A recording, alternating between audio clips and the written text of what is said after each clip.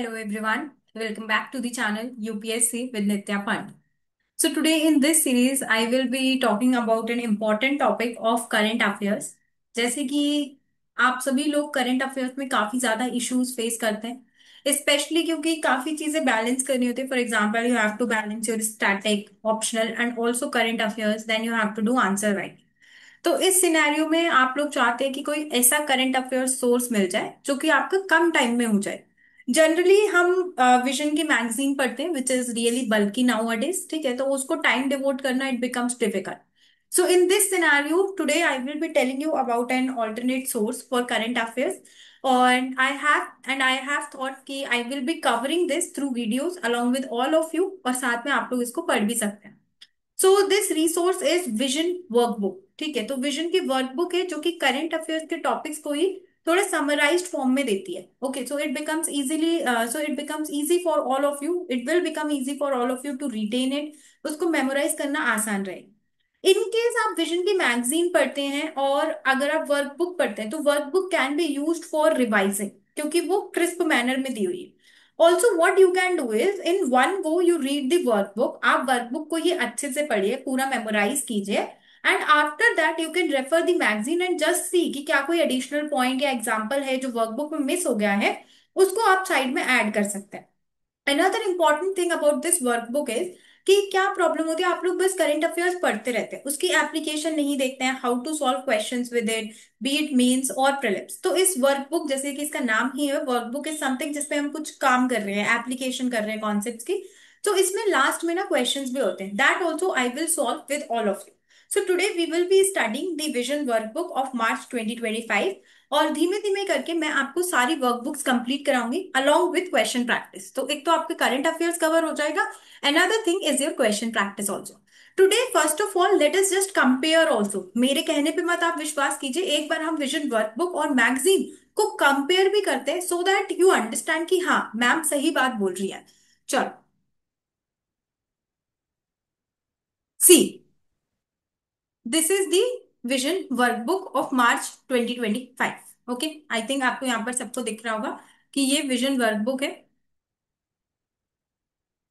मार्च 2025 की. Okay, and here we have the Vision magazine of March 2025. अब vision magazine में हम देखते हैं पॉलिटी से ही, मैं एक टॉपिक से आपको कंपेयर करा दूंगी, बाकी आप खुद से कर सकते हैं. पॉलिटी और गवर्नेंस में आप इसमें देखें judicial accountability, regulating big tech, और उसके बाद news and shorts. Now let us see कि वर्कबुक में क्या क्या टॉपिक्स है. तो देखिए वर्कबुक में भी सेम टॉपिक है, judicial accountability, regulating big tech and then news and shorts. Now let us see कि अंदर का कंटेंट कैसा है, उसमें क्या डिफरेंस है. ठीक है, ये तो ऊपर का इंडेक्स देख लिया है. ठीक है, अब जैसे यहाँ पे सबसे पहले वी हैव जुडिशियल अकाउंटेबिलिटी. चलिए let us look at that topic only. So judicial accountability में first of all they have given why in news, more on the news, existing mechanisms and Bangalore principles of judicial conduct. Let us see क्या judicial accountability में यहाँ पर वो topics हैं या नहीं है. तो यहाँ पर आप देखेंगे कि वही टॉपिक्स हैं. वाई इन न्यूज, एग्जिस्टिंग की मैकेनिज्म्स, एकदम क्रिस्प मैनर में. ठीक है, जो शॉर्ट नोट्स आप बनाने के लिए सोचते हैं विजन वालों ने बना के दे दिया है हमको. कंसर्न्स, देन बैंगलोर प्रिंसिपल्स भी आ गया एक छोटी सी लाइन में, वे फॉरवर्ड. और वही चीजें यहाँ पर दी हुई है, कंसर्न्स दिए हुए हैं जो कि थोड़ा बड़ा दिया हुआ है, वहां पर छोटे दिए हुए हैं. तो इन केस आपको लगता है कि यहाँ से आपको कोई पॉइंट ऐड करना है, एक बार वर्कबुक अच्छे से याद कर लीजिए, वो याद हो जाती है तो उसके बाद यहाँ से पॉइंट ऐड कर सकते हैं आप डेफिनेटली. बट उतना तो याद करें पहले. देन वे फॉरवर्ड, ठीक है, तो वे फॉरवर्ड यहाँ पर भी दिया हुआ है, way forward. Okay, so that's it. So I think अब आपको समझ आ गया होगा कि दोनों एक ही चीज है. तो चलिए आज हम स्टार्ट करते हैं इसके पॉलिटी और आईआर सेक्शन से. विजन का मार्च 2025 की वर्कबुक हम करने जा रहे हैं. सो पॉलिटी सेक्शन में there are few topics like judicial accountability, regulating big tech, and we also have news in short. Judicial accountability क्या होती है कि लाइक पार्लियामेंट की अकाउंटेब एग्जीक्यूटिव की अकाउंटेबिलिटी पार्लियामेंट इंश्योर कर रहा है. ठीक है, पार्लियामेंट की अकाउंटेबिलिटी लोग इंश्योर कर रहे हैं. तो जुडिशरी, क्या जुडिशरी ठीक से काम कर रही है कि नहीं कर रही है, is it transparently working, is it efficiently working, इसके लिए जुडिशरी किसको अकाउंटेबल है. So the discovery of wads of cash at the residence of Delhi High Court judge has raised concerns regarding accountability in India's higher judiciary, especially higher judiciary में, क्योंकि अभी recently जो Delhi high court कि जो एक जज हैं उनके घर पर जो बहुत सारे कैश की बोरियां जो उनके घर पे मिली थी, ये रेज कर रहा है concerns around corruption, around efficiency, around transparency in India judiciary. और जुडिशरी जो है वो बहुत ही इंपॉर्टेंट ऑर्गन होता है एक कंट्री का, because it is responsible for doing justice in the country. और जैसे कि जॉन रॉल्स ने कहा है कि जस्टिस एक बहुत ही ज्यादा फाउंडेशनल वैल्यू है। अगर किसी सोसाइटी में हमें पीस और हार्मनी चाहिए, जहां पर जस्टिस सही से नहीं होगा, उस सोसाइटी में पीस और हार्मनी इंश्योर करना भी मुश्किल हो जाएगा। Now in this context it becomes necessary कि आखिर एग्जिस्टिंग मैकेनिज्म्स क्या है जिससे जो इंडिया की जुडिशरी, स्पेशली हायर जुडिशरी के जो जजेस हैं, वो अकाउंटेबल हैं, उनकी परफॉर्मेंस अकाउंटेबिलिटी इंश्योर कैसे की जाती है। तो एक तो इम्पीचमेंट प्रोसेस है, जहां पर आर्टिकल 124, 217 और 218 में जजेस इंक्वायरी एक्ट के अंदर अगर किसी भी जज को found, if we find that the जज is responsible for something like misgovernance के लिए वो रिस्पॉन्सिबल है, उसने अपनी ड्यूटीज ठीक से नहीं की है, तो उसको इम्पीच कर सकते हैं। आर्टिकल 124 फॉर सुप्रीम कोर्ट जजेस, 217 फॉर हाई कोर्ट जजेस। फिर एक इन हाउस मैकेनिज्म है, two important charters governing judicial ethics, that is restatement of values of judicial life and Bangalore principles of judicial conduct। इसमें CGI जो है वो complaints receive करता है अगेंस्ट द कंडक्ट ऑफ जजेस ऑफ सुप्रीम कोर्ट और chief justice. High court chief justice भी complaints handle कर सकते हैं उनकी खुद की कोर्ट में। For example high court of Mizoram है तो वहां पे चीफ जस्टिस ऑफ मिजोरम कर सकता है। हाई कोर्ट ऑफ एमपी है तो वहां पर चीफ जस्टिस ऑफ एमपी ये हैंडल कर सकते हैं।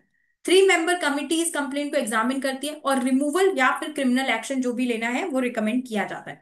हाई कोर्ट जज के लिए जो कमिटी होती है उसमें 2 चीफ जस्टिस होते हैं हाई कोर्ट के, other than the high court to which जज belongs and 1 for high court जज। ठीक है, तो क्या हो रहा है, हाई कोर्ट जज के लिए एक कमिटी होती है जिसमें 2 चीफ जस्टिस होते हैं of high court other than the high court to which जज बिलोंग्स एंड 1 हाई कोर्ट जज। तो इसमें क्या होगा, 2 चीफ जस्टिस होंगे, ठीक है। और एक एक जो चीफ जस्टिस होगा वो उस हाई कोर्ट का नहीं होना चाहिए जहां से जज है। Okay, other than the high court, दोनों चीफ जस्टिस वहां से होंगे जहां से, जैसे सपोज करो वो जज एमपी का है, ठीक है, तो वो चीफ जस्टिस जो होगा वो एमपी के नहीं होंगे, वो दोनों चीफ जस्टिस राजस्थान के हो सकते हैं, यूपी के हो सकते हैं, बिहार के हो सकते हैं, और एक हाई कोर्ट जज होगा। देन अगर हाई कोर्ट का चीफ जस्टिस है तो फिर कमिटी में एक सुप्रीम कोर्ट जज होगा और 2 चीफ जस्टिस होंगे किसी दूसरी हाई कोर्ट के। सुप्रीम कोर्ट जज के लिए 3 सुप्रीम कोर्ट जजेस की एक कमेटी बनेगी जो कि डिसाइड करेगी कि इसने क्या गलती की है, नहीं की है, जो भी उसके अराउंड होगा। Bangalore principles of judicial conduct बने हुए हैं कुछ वैल्यूज पे, जैसे कि independence, integrity, equality etcetera. Just give me a minute. Okay, now concerns क्या है जुडिशियल अकाउंटेबिलिटी के लिए। तो एक तो क्या हो रहा है कि कई बार जैसे जुडिशियल अकाउंटेबिलिटी है तो इसको कौन इंश्योर कर सकता है, या तो पार्लियामेंट कर सकती है या एग्जीक्यूटिव कर सकती है। लेकिन इसके अराउंड कंसर्न्स ये आते कि अगर पार्लियामेंट और एग्जीक्यूटिव इंटरफेयर करेंगे जुडिशरी के रोल में तो वो जुडिशियल इंडिपेंडेंस हैम्पर कर सकते हैं, जुडिशरी के डिसीजंस जो है उनका जो अनबायस्ड एक्शन जो है वो हैम्पर हो सकता है। कॉम्प्लेक्स इम्पीचमेंट प्रोसेस इनकी बहुत ज्यादा कॉम्प्लेक्स है, अभी तक इंडिया में किसी भी जज को इम्पीच नहीं किया गया है।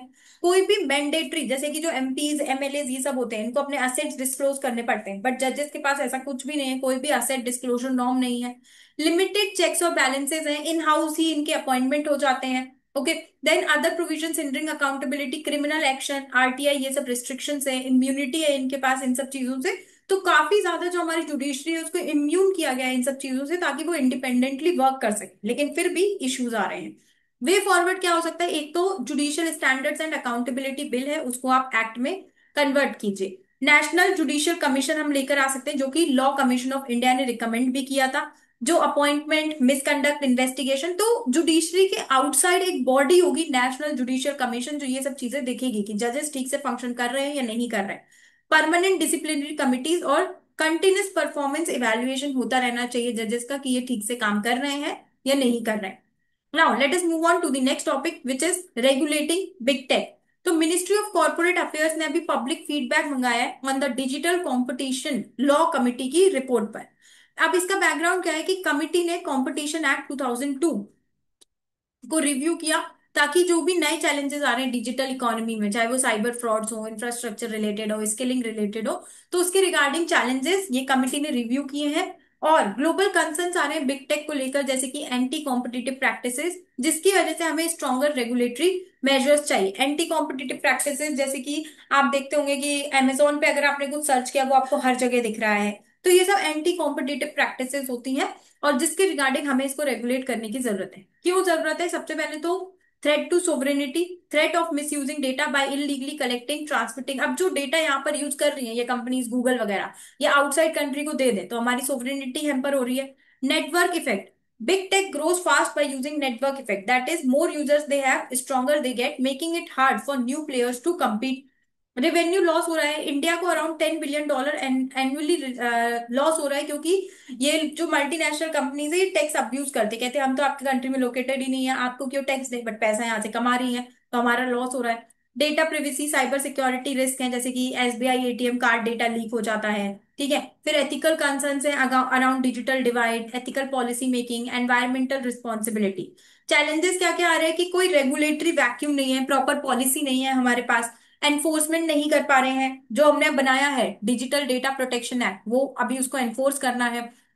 यूनिफॉर्म रेगुलेटरी मैकेनिज्म्स नहीं है, प्रोटेक्शनिज्म है, और लॉ में बहुत ज्यादा एम्बिग्यूटी है। जैसे कि एक्स, जो कि पहले ट्विटर था, उसने एक गवर्नमेंट ऑर्डर को चैलेंज किया to remove content by invoking section 79 clause 3 sub clause B instead of section 69 A of the IT act. Sahyog portal, Supreme Court का श्रेया सिंगल जजमेंट, इन सब में हमें दिख रहा है कि लॉ हर बार डिफरेंट डिफरेंट चीजें बोल रहा है। की लेजिस्लेशंस क्या क्या है? तो एक तो हमारा digital personal data protection act है, आईटी रूल्स है, कंपटीशन एक्ट है, कंज्यूमर प्रोटेक्शन एक्ट है, ग्लोबली यूरोपियन यूनियन का जनरल डेटा प्रोटेक्शन रेगुलेशन है, और डिजिटल मार्केट एक्ट है। यूएन ने भी कुछ प्रिंसिपल्स निकाले हैं for regulating big take. Way ahead क्या हो सकता है? जो चैलेंजेस होते हैं उसी का ऑपोजिट वे अहेड होता है, साइबर सिक्योरिटी रिस्क से डील करें, प्रॉपर पॉलिसी फ्रेमवर्क लेकर आए। Okay, threshold for classification of, ठीक है, तो इसमें वे फॉरवर्ड क्या रहेगा आपका? रेगुलेशन होना चाहिए पूरा। सिग्निफिकेंट डिजिटल एंटरप्राइज, इनके लिए एक डेजिग्नेटेड एंटिटीज आप बना दीजिए, इनके लिए थ्रेशोल्ड फिक्स कीजिए। Associate digital enterprises, enterprises identify करें कि वो कौन से ग्रुप में आ रहे हैं, ऑब्लिगेशन होनी चाहिए इनके लिए, प्रोविजंस को एनफोर्स करना चाहिए। Now let us discuss the news in short. So immigration and foreigners bill, जो कि 2025 अभी लोकसभा में इंट्रोड्यूस किया गया है, तो ये क्या करेगा? ये स्ट्रीमलाइन करेगा various services related to immigration, foreigners etcetera, जैसे कि उनकी एंट्री, एग्जिट, स्टे। ये 4 एग्जिस्टिंग लॉज जो कि डिफरेंट डिफरेंट जगह पर ये बातें लिखी हुई थी, सब एक जगह लेकर आएंगे। ओके, डुप्लीकेशन नहीं रहेगा, कॉम्प्लेक्सिटी नहीं रहेगी, एम्बिग्यूटी नहीं रहेगा, सब कुछ एक जगह क्लियरली लिखा जाएगा। की प्रोविजंस क्या है? जैसे कि आप, अगर किसी को हम डिनाइंग एंट्री या स्टे अपनी कंट्री में मना कर रहे हैं तो क्या ग्राउंड्स हैं? या तो हमारी नेशनल सिक्योरिटी थ्रेट है, सोवरेनिटी को थ्रेट है, पब्लिक हेल्थ को थ्रेट है, या फॉरेन रिलेशंस। इमिग्रेशन ऑफिसर का डिसीजन इसमें फाइनल और बाइंडिंग रहेगा। Now this is important from prelims perspective. ठीक है, प्रीलिम्स में जैसे इस तरह का क्वेश्चन आ सकता है कि फाइनल अथॉरिटी किसकी रहेगी, तो इमिग्रेशन ऑफिसर की रहेगी। फॉरेनर्स की tracking, institution such as educational establishment, hospitals, nursing homes etcetera. Stricter penal provisions है, 5 ईयर इम्प्रिजनमेंट या 5 लाख फाइन अगर आप बिना वैलिड डॉक्यूमेंट्स के इंडिया में एंटर कर गए तो।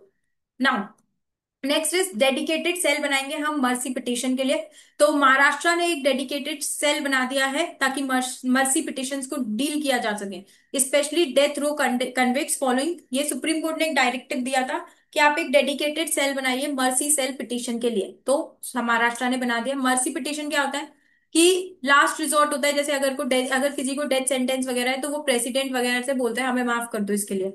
मर्सी प्लीज और पार्डन डिस्क्रिशनरी होते हैं, ठीक है, कोई लीगल राइट नहीं है।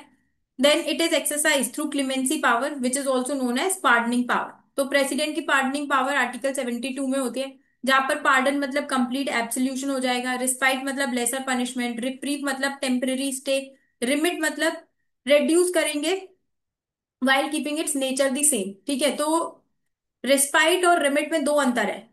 रिस्पाइट में क्या होगा? लेसर पनिशमेंट है, किस वजह से? डिसेबिलिटी या प्रेगनेंसी की वजह से। रिमिट में ड्यूरेशन कम हो रही है, किसी रीजन की वजह से नहीं, उनको लग रहा है इसलिए उन्होंने कम कर दी। कम्यूट मतलब लेसर फॉर्म, ठीक है, जैसे कि डेथ को लाइफ इम्प्रिजनमेंट में कर दे हम, डेथ सेंटेंस को। प्रेसिडेंट की पावर एक्सटेंड कर दिए court martial cases, offences under union law, death sentence cases, लेकिन गवर्नर की नहीं एक्सटेंड करती है। Okay, now governors pardoning power, लेकिन it do not extend to death sentences and court martials. President and governor independently act नहीं कर सकते, but जैसा गवर्नमेंट उनको एडवाइस करेगी उसके बेसिस पर एक्ट करेंगे। संसद भाषणी इनिशिएटिव, तो ये किसने किया है? लोकसभा और मिनिस्ट्री ऑफ मीटी ने किया है। संसद भाषणी इनिशिएटिव किस लिए किया गया है? ताकि आर्टिफिशियल इंटेलिजेंस को लीवरेज किया जा सके मल्टीलिंगुअल सपोर्ट और पार्लियामेंट्री ऑपरेशंस के लिए। भाषणी एआई पावर्ड लैंग्वेज, तो क्या होता है कि जो संसद में जो पार्लियामेंटेरियंस होते हैं उन्हें डिफरेंट डिफरेंट लैंग्वेज में वो लोग बोलते हैं, बाकी लोगों को समझ नहीं आता है, तो प्रॉपर ट्रांसलेशन के लिए ओके, सबको समझ आए। Standing committee on rural development and Panchayati Raj report आई है। There is a nominal increase, बहुत ही कम इंक्रीज किया गया है बजट में फॉर पंचायती राज एक्सेट्रा। इसकी ऑब्जर्वेशन है कि आप हमेशा लोअर क्या कहते हैं, कम कम आप कर रहे हो, इसको थोड़ा आप बढ़ाइए। ओके, इम्प्लीमेंटेशन लैग है इम्प्लीमेंटेशन में, कंक्रीट एक्शन प्लान आना चाहिए इसके लिए, ट्रेन मैन पावर की। तो ये जो कमिटी रिपोर्ट है आप इसको अपने क्या कहते हैं मेंस आंसर में यूज कर सकते हैं for challenges as well as way forward. Future of free speech index 2025, तो a new global survey by future of free speech ranks India 24th out of 33 countries for free speech support.